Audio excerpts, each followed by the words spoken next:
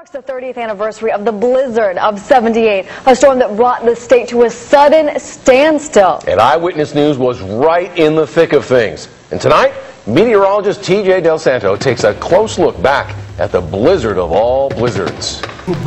Do these pictures look familiar? No, they're not from this past December snowstorm. They're from 30 years ago, from the blizzard of '78.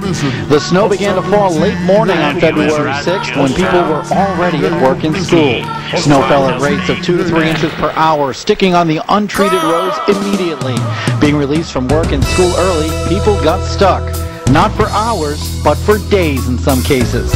Whiteout conditions followed as whipping wind and heavy snow continued into the next night. The governor's called down and is asking for an estimate of the stranded vehicles on Interstate 95. What have we got up to date?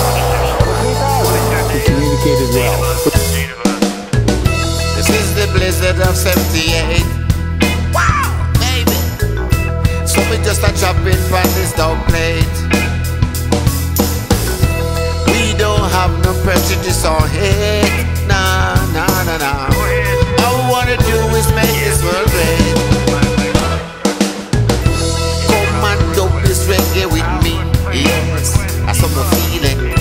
Come and chant this reggae with me, yeah. Them say silicone on sapphire, yes.